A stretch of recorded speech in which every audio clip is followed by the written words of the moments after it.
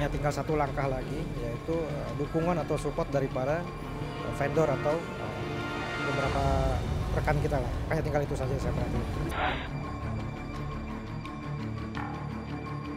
40 miliar yang disampaikan oleh pihak kepolisian itu bukanlah uang tunai. Uang itu hanya 1,5 M.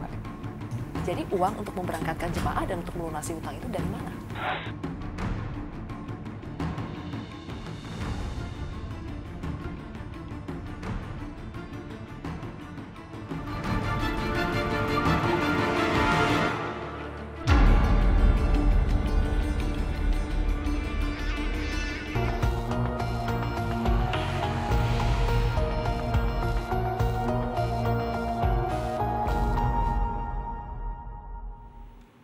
Lebih dari setengah tahun terombang-ambing dalam ketidakpastian, 54.000 lebih jemaah umroh First Travel yang belum diberangkatkan kini mulai mendapatkan titik terang. Sebab dalam keputusan penundaan kewajiban pembayaran utang atau PKPU, First Travel wajib memberangkatkan lebih dari 54.000 jemaah. Namun yang menjadi pertanyaan, dari mana First Travel mendapatkan dana untuk memberangkatkan jemaah? Sebab tagihan utang pada perusahaan biro umroh itu pun tidak sedikit. First Travel membutuhkan sedikitnya 900 miliar rupiah untuk memberangkatkan 54.000 jemaah untuk umroh ke Tanah Suci. Belum lagi perusahaan ini harus membayar utang dari perusahaan vendor lain. Bagaimana cara First Travel akhirnya bisa memberangkatkan jemaah? Apa yang menjadi jaminan First Travel pada investor barunya? Inilah News Story Insight.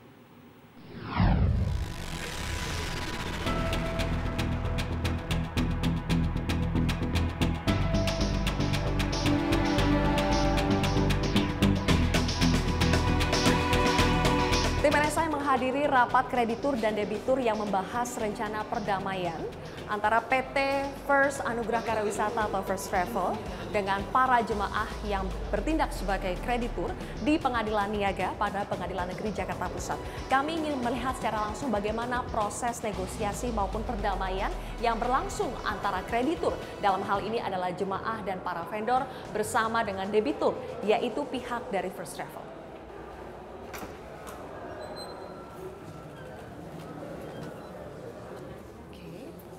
Ini adalah suasana rapatnya, tetapi rapat belum dimulai. Dan di sini saya sudah bersama dengan Bu Oi. Halo, Bu Oi, baik, dan juga Bu Dewi. Bu Oi dan Bu Dewi ini adalah kuasa hukum dari para jemaah ya? Iya. Ada berapa jemaah yang diwakili oleh Bu Dewi dan Bu Oi? 5.000 lebih. 5.000 lebih. Oke. Kali ini sedang menunggu rapat itu ya, pembahasan rencana perdamaian itu. Ini sudah rapat yang keberapa Ibu? Yang keberapa? Mungkin ada 11 kali ya. Iya, 11 Cukup kali banyak lah. juga 11 kali. Mungkin ya. Apa saja yang dibahas dalam rapat sebanyak itu? Nah, yang dipastikan penyatuan, yang dimana kita memberi kesempatan kepada debitur bagaimana caranya memberangkatkan kita, bagaimana caranya kita bisa berdamai antara kreditur dengan debitur, terjadi perdamaian atau yang disebut dengan homologasi. Nah, di saat itu ya kan ada hal-hal yang disatukan. Setiap perdamaian kan pasti ada disatukan. Penyatuan visi, misi, keadaannya itu semua disatukan. Disinilah tempatnya kita lakukan. Oke, sejauh ini sudah sampai di mana itu rapat pembahasan perdamaiannya? Sudah ada titik terang? Sangat. Sudah kemajuannya? Di mana? Terakhir update-nya apa? Terakhir update Vendor-vendor sudah ikut tanda tangan MOU untuk hari ini. Itu vendor-vendor yang ditunjuk oleh Andika ya? Iya. Yang ditunjuk oleh Andika untuk memberangkatkan para jemaah. Betul. Ada totalnya 8 vendor? Begini, koordinator 1, terus 7 juga itu vendor yang lainnya seperti Swiss Bell, Airport, terus kemudian ada beberapa, ada 7. Oke. Apakah semua vendor yang ditunjuk oleh Andika itu sudah setuju semua? Setuju. Sudah dong dengan dia menandatangani MOU. Satu hal juga bahwa vendor-vendor ini kan vendor yang lalu. Vendor yang sudah pernah bekerja sama dengan First Travel. Betul. Di situ keyakinan para jamaah kenapa bahwa oh ya memang niat Andika untuk memberangkatkan itu memang betul-betul dengan dia menggandeng para vendor-vendor terdahulu. Bagaimana cara Andika itu akan membayar para vendornya? Nah, itu Apakah juga sudah ada dalam proposal perdamaian itu poin mengenai cara membayar? Bagaimana itu? Pasti. Kan ada kesepakatan, ya kan kesepakatan berapa sih waktu itu? 10% untuk dibayar di depan dulu, sisanya kemudian dicicil. Dan itu vendor mau, pasti akan diberangkatkan. Even orangnya di dalam penjara, nah itu yang disebutkan, disebutkan oleh Andika. Walaupun saya di dalam penjara, saya akan tetap Saya tidak akan memperjuangkan. pernah berkurang untuk melihat untuk Jadi memberangkat jamaah. yang Ibu Dewi dan Ibu Oyi pegang itu statement Pak Andika saja ya? Pasti dengan bukti-bukti yang lain yang belum bisa kita sebutkan saat ini. Kenapa belum bisa disebutkan itu, Bu? Banyak hal ya, Mbak. Ya. Karena Banyak. saya surprise juga karena Ibu masih percaya gitu dengan statement itu, masih sangat percaya meskipun Pak Andika belum bisa menyebutkan juga siapa investornya, bagaimana cara dia membayar para vendor itu. Ya, gini Mbak, kami punya keyakinan, saya terbentuk punya keyakinan, saya pengacara, saya pasti tidak punya keyakinan terhadap lawan, itu udah pasti, itu nomor satu itu, ya kan. Tapi karena saya sama jamaah saya diyakinkan, Bu, yakin dan percaya bahwa keajaiban itu ada, itu yang mereka selalu sampaikan ke saya. Mereka, kalau Pak Andika bisa, kenapa nggak bisa, Bu? Terima kasih Bu Oyi dan juga Bu Dewi. Iya, sama-sama Mbak.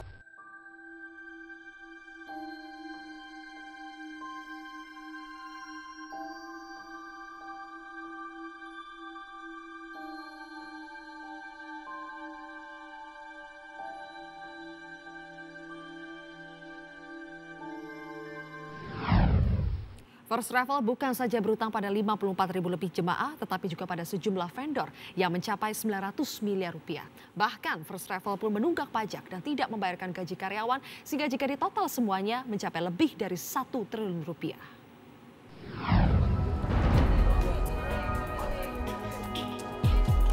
Pemilik Biro Umroh First Travel Andika Surahman dan Anissa Hasibuan yang sudah mendekam dalam tahanan terus ditagih tanggung jawabnya oleh jemaah umroh yang tak kunjung diberangkatkan. Bukan hanya jemaah, perusahaan vendor yang memiliki tagihan juga terus menuntut agar First Travel melunasi hutangnya. Dalam data yang didapat ada 56.695 jemaah yang belum diberangkatkan. Namun jumlah jemaah ini bertambah 4.802 jemaah dari jumlah awal. Jika di total, First Travel membutuhkan biaya lebih dari 964 miliar rupiah untuk bisa memberangkatkan jemaah. Belum lagi tagihan dari vendor yang dihutangi First Travel. Ada 7 vendor mulai dari perusahaan tiketing, hotel, dan catering yang total tagihannya mencapai lebih dari 49 miliar rupiah. 2 tagihan terbesar itu belum ditambah tunggakan pajak, gaji karyawan, dan fee agen, yang jika ditotal jumlahnya mencapai lebih dari 1 triliun 31 miliar rupiah. Jumlah tagihan yang fantastis.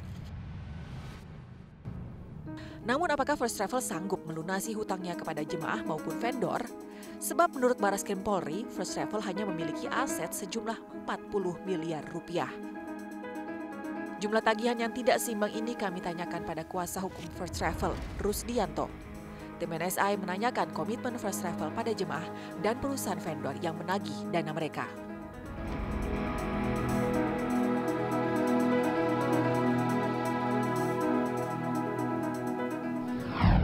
Pak Rusdi, dalam rapat kreditur PKPU yang lalu tanggal 5 Desember, Pak Andika mengatakan bahwa akan tetap memberangkatkan para jemaah.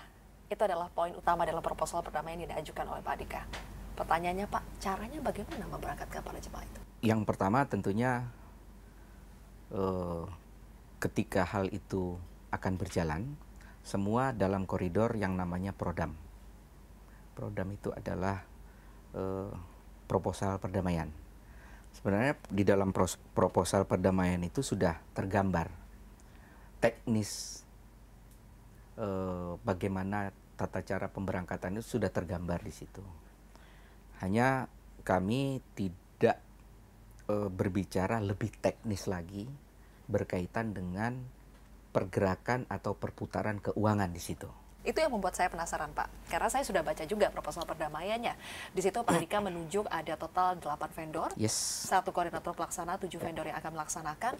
Kemudian disebutkan di situ bahwa Pak Andika juga akan membayar hutangnya terdahulu dengan cara mencicil 10%, dan untuk yang memberangkatkan jemaah yang baru ini akan dibayar lunas sebelum diberangkatkan. Betul.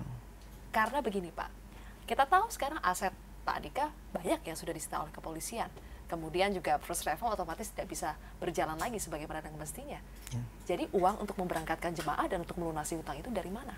Pada awalnya kami memberikan kesempatan pada pihak kepolisian untuk melakukan upaya-upaya, baik itu upaya paksa maupun upaya administrasi yang bisa dia lakukan dalam rangka untuk menegakkan kasus pidana tentunya kan. Kenapa kami memberikan kesempatan? Karena klien kami dalam posisi sebagai tersangka yang nantinya berpotensi besar menjadi terdakwa. Nah, di dalam mekanisme pemidanaan, maka kekuatan daripada suatu pembuktian itu ada di tangan kepolisian. Polisi yang membuktikan. Ya, kami hanya berdiam diri dan menunggu apa yang akan dia lakukan. Nah, sampailah pada akhirnya pihak kepolisian mengatakan bahwa mereka hanya bisa mengumpulkan uang sebesar 40 miliar. Yang mana uang 40 miliar itu dia jadikan sebagai bukti di peradilan pidana yang kemarin dilimpahkan ke Kejaksaan Negeri Depok. Saya sampaikan lagi di forum ini bahwa 40 miliar yang disampaikan oleh pihak kepolisian itu bukanlah uang tunai. Ya. Uang itu hanya 1,5 M. Ditambah mobil 11. Ya. Rumah, baju gaun. Sehingga mereka mengatakan bahwa disitulah nilai 40 miliar itu. Menjadi pertanyaan juga bagi saya sebenarnya, apa patokan sehingga barang-barang yang sudah dikumpulkan disita itu menjadi seharga 40 miliar? Jadi masih sanggup tidak Pak? Caranya dia katakan bagaimana? masih sanggup. Itu dulu ya. Penjabarannya bagaimana? Sebentar, dia katakan masih sanggup. Aha. Itu kita sudah dengar berkali-kali Pak, masih sanggup. Nah, penjabarannya adalah pertama, dia sebenarnya secara tanpa diketahui tentunya, sudah melakukan beberapa restrukturisasi. Ya Mbak, dalam arti ada beberapa investor yang sudah terjalin komunikasi. Sebelum atau setelah di penjara? Sebelum, ya di dalam proses dia dipenjarakan, dia punya tim kuasa hukum juga Mbak, yang bisa melakukan kepentingannya di luar. Jadi kuasa hukum juga menangani bisnis Pak Andika maksudnya? Bukan, ketika mereka mau bertemu dengan pihak ketiga, menyampaikan pesan, strategi bisnis tersebut, itu kan bisa dilakukan di luar, bisa diwakilkan. Ya toh? Nah, ditambah dengan mungkin beberapa aset-aset yang tidak bisa dicapai oleh pihak kepolisian. Jadi masih ada nih aset ya Pak Andika dan Bu Anissa yang belum diketahui polisi? Kalau saya melihat, ya sudah sampai segitu kemampuan polisi. Kalau dia lebih mampu, pasti bisa didapatkan kok.